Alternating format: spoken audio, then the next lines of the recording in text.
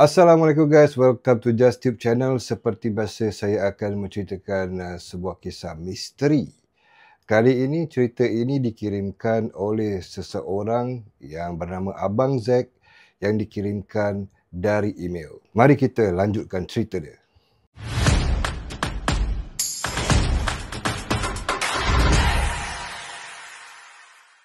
Okey, pada tahun 2005, Abang Zack ni setelah mendirikan rumah tangga, 3 bulan kemudian mereka mencari rumah impian dan mendapati rumah impian mereka di kawasan Woodland. Mereka begitu gembira sekali apabila dapat rumah tu. Ialah rumah impian kan. So sama-sama memberikan cita rasa sama-sama, renovate dan sebagainya. Everything was good, jiran-jiran pun baik, sekeliling pun bagus, ada pasar, ada MRT, ada sekolah dan macam-macam amenities lagi lah yang di daerah rumah Abang Zack ni. So Abang Zack kata, kalau kau tengok sekeliling tu, memang tempat dia tak sunyi dan memang kalau dikatakan pada waktu malam pun memang sentiasa akan meriahlah suasana di daerah rumah beliau, katanya. Everything was fine, everything was good, sehingga setahun kemudian perkara ini berlaku. Okey, Abang Zack ni dia bekerja shift. So dia kerja 2 pagi, 2 petang, 2 malam, 2 off katanya. So satu hari ini dia kata, aku pulang dari kerja waktu malam, esoknya kan aku cuti katanya. So paginya bila aku sampai rumah, Assalamualaikum. Isteri pun sambut Waalaikumsalam. Okey bang, sila duduk, saya dah siapkan sarapan. So Abang Zack ni kata, bila waktu aku tengah sarapan dengan isteri aku tu, isteri aku pun mulai berkata, bang boleh tak saya cerita sedikit dengan abang? Tapi tak apalah, abang makan dulu, nanti saya ceritalah dengan abang. Abang Zack ni pun macam ragu-ragu lah, kenapa macam agak serius dia punya air muka isteri dia tu. Bila bercerita tu air muka dia macam nampak serius sikit lah. So dia pun fikir, apa salah yang aku buat? Biasalah lelaki-lelaki kan, kalau isteri cakap, bang ada sesuatu nak cakap sikit atau nak bercerita sikit, sang suami tu pun cakap, apa salah aku buat ni kali ni kan. So selepas Abang Zack ni sarapan, dah habis sarapan, isteri dia pun kata, bang marilah duduk di ruang tamu, saya dah buat kantin tu. So Abang Zack pun pergilah di situ. Bila Abang Zack tu bertanyalah, apa dia yang awak nak sampaikan? Saya pun tak sabar nak mendengar, macam agak serius dia kata Abang Zack ni. Dia ginilah bang, sebenarnya kita duduk rumah ni pun dah dekat setahun kan. Saya bukan nak komplain atau apalah, cuma saya ni macam nak cerita sedikit dengan abang. Sebab sepanjang setahun ni saya mengalami sesuatu yang tak enak di dalam rumah ni. Abang Zack tu berkata, apa maksud awak? So isteri dia kata, tak ada apa bang, maksudnya bila waktu malam, selalunya benda ni berlaku sering pada waktu malam bila abang bekerja shift malam. Saya terus terang cakap dengan abang, kalau kelibat-kelibat dalam rumah ni memang dah sering bang saya nampak kelibat-kelibat ni. Jadi saya bila awal-awal permulaan tu, bila kelibat ni berlaku, saya mula-mula fikirkan mungkin saya penat ke apa ke. Yalah, saya tahu walaupun saya suri rumah tangga sepenuh masa, tetapi yalah abang faham-faham je lah kan, nak ngasuh anak dan sebagainya, mengajar ngaji dan pelbagai lagi lah, kata isteri beliau. Tetapi itulah bang, kadang-kadang saya penat ke apa ke, saya nampak macam kelibat-kelibat ni, saya fikir ini apa ni kan, mungkin saya penat ke apa ke.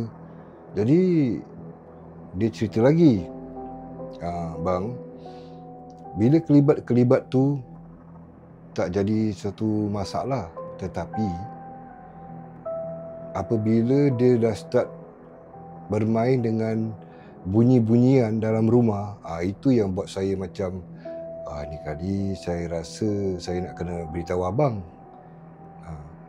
So Abang Z ni pun macam, bunyi-bunyian masuk awak apa?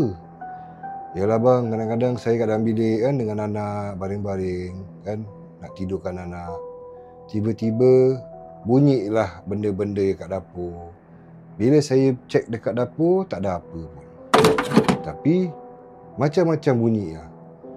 Contoh macam ada benda jatuh kan, ada benda bergesel.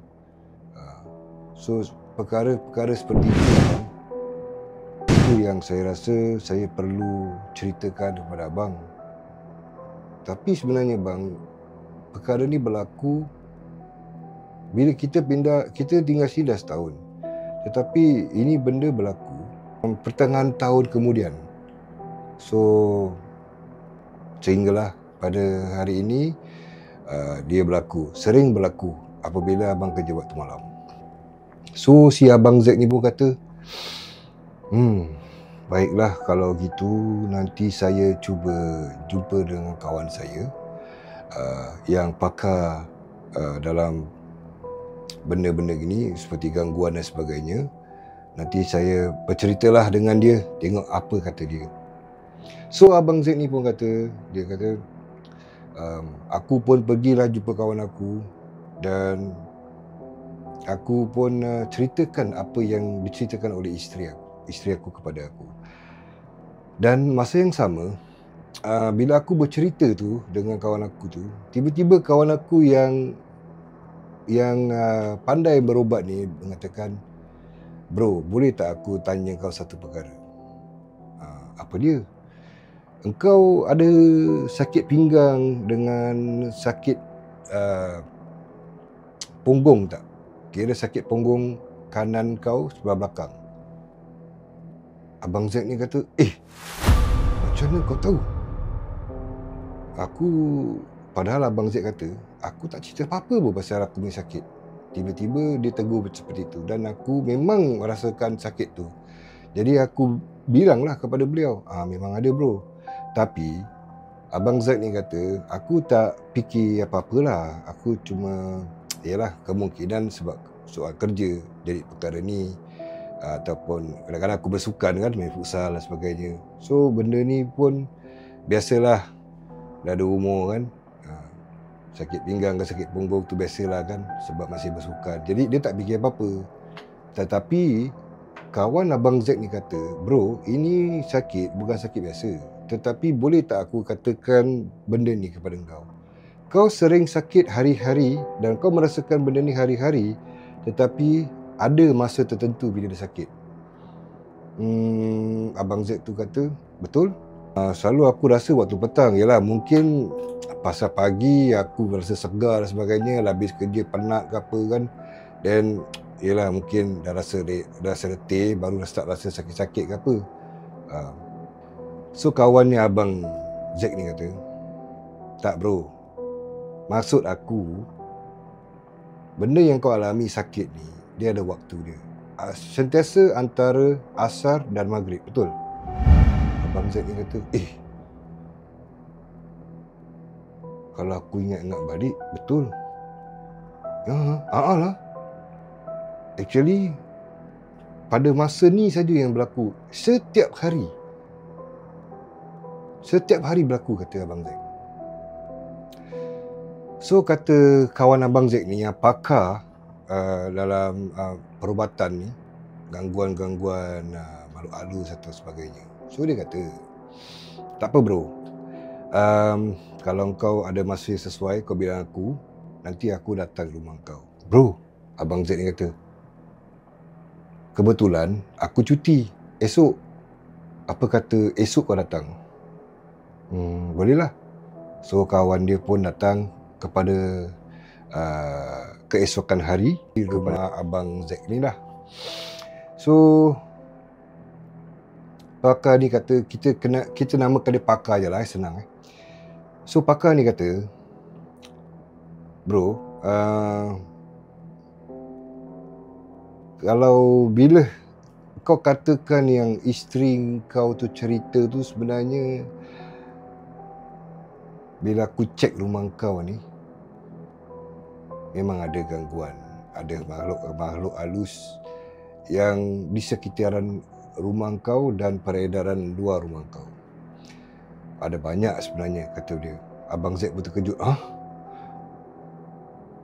So aku macam mana ni? Aku sepatutnya rasa takut ke?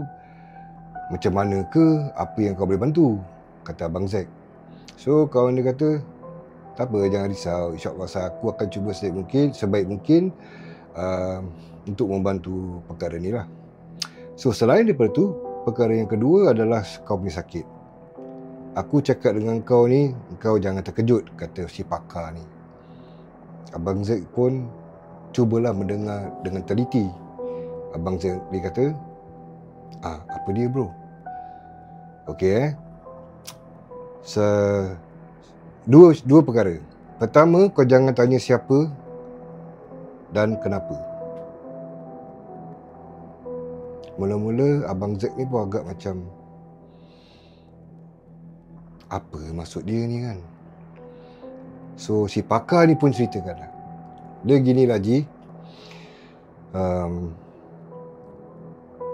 tentang engkau punya sakit tu, sakit pinggang dan sakit punggung tu, sebenarnya engkau ni dibuat orang. Tu Abang Z pun kata,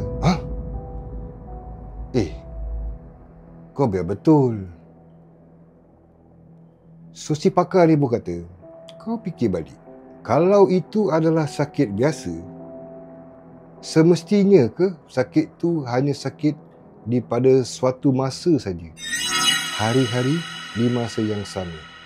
Kau cuba fikir, logik ke tidak? Abang Z ni pun kata, ya tak ya juga Aku pun biasa sakit biasa, tapi kalau nak sakit, sakit. Tapi sakit ni sentiasa pada waktu yang sama tiap-tiap hari. Sakit, dia cakap, sakit. Bila sakit tu memang rasa sakit. So si pakar ni kata, baiklah, tak apa, aku cuba untuk mengubati ni.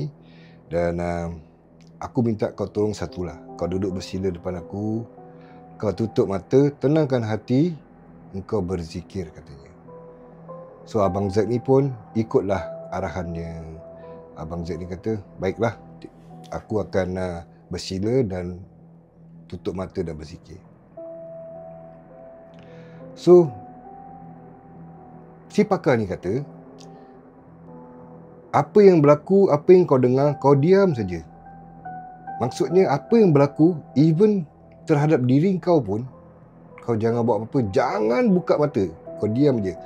Kau fokus pada zikir, kata dia. Zikir je. So Abang Z ni berkata, nak zikir apa? Zikirlah suka hati kau, apa yang kau nak zikir. Nak zikir la ilaha illallah ke, apa ke, zikir je. Apa yang menyenangkan hati kau, kau zikir. Okey, untuk isteri kau yang berada di situ, boleh duduk di sebelah sana, buat benda yang sama, pejamkan mata, zikir. Sama juga, kalau apa-apa berlaku, terdengar ke apa ke, yang penting jangan hilang fokus, jangan buka mata, teruskan zikir. So si sang suami dan isteri ni pun turut kata pakar ni. So mulalah pakar tu, Bismillahirrahmanirrahim. Terus dia buat sesuatu yang dengan secara ritual sendirilah, kata si Abang Z. So Abang Z ni kata, bila ritual ni dah bermula, Abang Z ni kata, aku berzikir, mula-mula rasa macam fokus tak fokus jugalah. Tetapi tiba-tiba rasa badan aku bergetar gila. So aku teringat kata si kawan aku ni, yang si pakar ni, dia kata, walau apa jadi, walau macam mana pun, jangan buka mata, fokus, teruskan zikir. So masa yang sama Abang Z tu kata, rasa takut pun ada, rasa macam-macam perasaan lah dia fikir pada tu. Dia hampir-hampir tak fokus juga pada zikir tu kan. Tapi nak tak nak, dia cakap, okeylah, tak apa, aku ikut dia cara dia. aku zikir je. Walaupun tak khusyuk dan sebagainya lah, kata Abang Zack ni. Dan tiba-tiba getaran tu pun hilang. Aku masih berzikir, kata Abang Zack. Dan tiba-tiba aku dengar suara si pakar ni, yang teman Abang Zack ni, dia kata, bro, dia tepuk di lutut. Okey, sekarang dah boleh buka mata. Okey, sekarang apa yang kau rasakan? Dia duduk, dia fikir, tengok. Dia check. Dia macam cuba-cuba stretching sikit lah. Abang Zack ni kata, Alhamdulillah, semuanya hilang begitu saja. Tak ada rasa sakit apa pun, dan apa yang dia alami tu tak rasa apa-apa lah. Dah tak rasa apa-apa lagi. Alhamdulillah. So, biasa Abang Zack ni kata, biasalah bro, kita ni manusia kan. Dah lah benda ni perkara rare yang selalu berlaku. So, bila dia kata, dia sebutkan aku dibuat orang, aku pasti nak tanya kenapa, apa. Betul tak? Dia kata dia. So, dia pun bertanyakan kepada si pakar ni. Si pakar ni kata, baiklah, dalam dari dua perkara yang aku cakap tadi, kan, aku cuma bilang kau satu antara ni dua. Aku tak akan bilang kau siapa, tapi aku akan bilang kau kenapa. Abang Zack pun cubalah menerima syarat beliau. Abang Zack kata, baiklah, kalau aku tak boleh tahu siapa, boleh tak aku tahu kenapa? So si pakar ni pun kata, dia begini je lah. Bila dia bercerita tu, dia cerita dengan suami isteri lah. Dia panggil semula, isterinya duduk sebelah suami, si Abang Zack ni. So Abang Zack kata, dia kata kepada aku, dalam dunia sekarang ni, kalau boleh kita elakkan banyak perkara-perkara yang kita ingin menunjukkan melalui social media, kata dia. Sebab ini boleh dijadikan kadang-kala, walaupun dalam era sekarang ni, milenial ni, benda-benda iri ni masih berlaku di dalam dunia ni. So, itu salah satu punca kenapa engkau dibuat orang.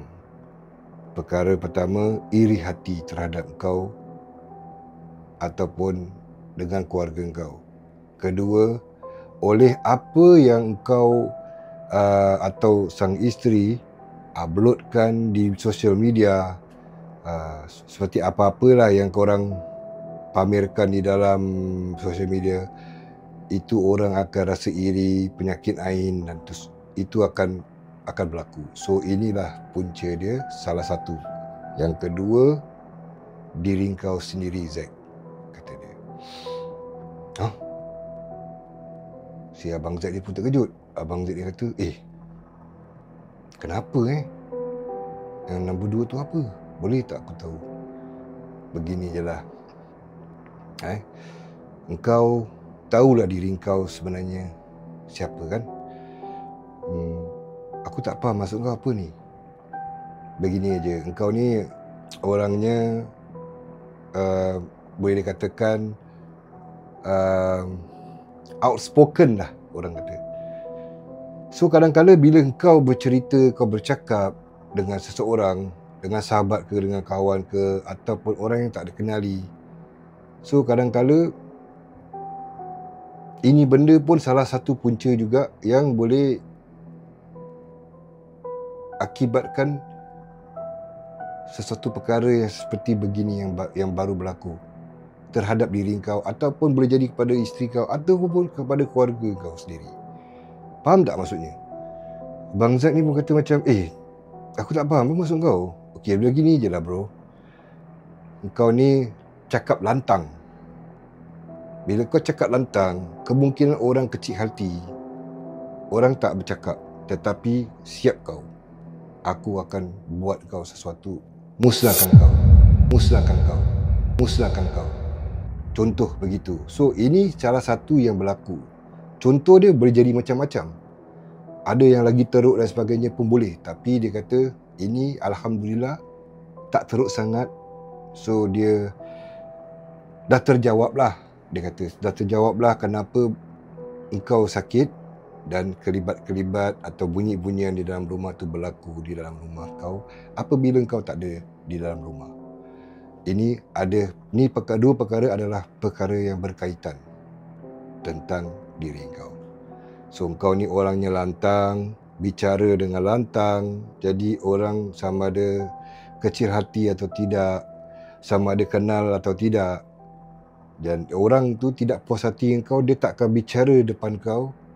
Malah mungkin dia senyum tanpa engkau tahu, tapi ada agenda di sebalik senyuman itu. Itulah perkaranya kenapa engkau sakit di badan dan punggung dan kenapa ada gangguan di dalam rumah engkau. So Abang Z ni pun dia termenung sekejap. Sejenak dia termenung kan. Ialah kemungkinan ada kesilapan aku di situlah. So apakah perkara selanjutnya yang aku boleh lakukan? So si pakar ni pun nasihat, dia cakap begini je lah bro, especially engkau lah, sebab aku faham kadang-kala engkau bukan kata lantang tu sesuka hati, sebab engkau ni memiliki jawatan dalam pekerjaan kau. So engkau adalah sesuatu sosok di dalam syarikat tu yang mempunyai pengaruh dan suara besar, salah satu suara besar dalam syarikat tu. Jadi mungkin bila kau menegur atau engkau memberikan cadangan dan sebagainya, mungkin engkau boleh melembutkan cara dia tu sedikit. Mungkin dengan cara baru, insya-Allah perkara ni tak akan berlaku. So si Abang Zack ni berkata, oh jadi benda ni yang hantar aku ni orang kerja ke? Ingat, aku tak boleh bilang kau siapa, tapi aku boleh bilang kau apa akibat dia.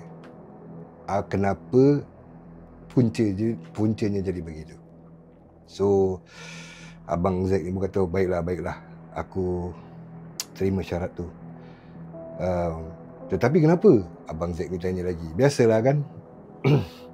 Bila orang tu rasa macam benda ni jarang berlaku terhadap diri dia, dan bila berlaku mesti rasa tak puas hati tu pasti ada. Macam kenapa boleh berlaku pada aku je gini, apa salah aku Itu normal. So si Abang Zack ni pun katalah, dia gini je lah bro, yelah pasal ini kita tak tahu. Yang sakit hati tu ada di tempat kerja yang sama dengan kau, ataupun dengan orang yang sekeliling yang belakang kerja tapi di luar, atau partners di luar atau sebagainya. Faham tak maksudnya? Oh, okey, faham. Aku tak boleh bilang kau siapa, sebab bila kau tahu nanti, kau akan rasa marah. Bila kau rasa marah, kau ada sifat nak balas dendam. So bila kau ada sifat nak balas dendam, itu tak terjamin bila berlaku. Sama ada engkau nak balas dendam secara fizik ataupun secara halus. Faham tak maksudnya? Kalau benda ni berlaku, sampai bila nak habis? Ya, kesiankanlah kalau keluarga kau, kesiankanlah isteri kau yang tak bersalah. Jadi kita bersabar, katanya si pakar. Isteri pun berkata, baiklah bang, terima kasih kerana memberi nasihat. Saya rasa nasihat abang tu nasihat yang bernas, katanya. Isteri beliau pun berkata, sudahlah bang, apa kita dengar saja nasihat kawan abang ni. Saya rasa itulah jalan terbaik sekarang. Jadi si Abang Zack ni pun kata, baiklah bro, aku akan terima nasihat kau. Syarat apa yang kau berikan kepada aku dan isteri, InsyaAllah aku memperbaiki diri dan aku cuba sebaik mungkin untuk menjadi manusia yang lebih baik daripada semalam, katanya. So Alhamdulillah, terima kasih kerana datang sudi membantu dan memberikan jawapan yang aku pun tak sangka benda ni boleh berlaku atas diri aku, kata Abang Zack. So di sini sajalah cerita kisah misteri ini, sehingga kita berjumpa lagi di lain masa. Assalamualaikum.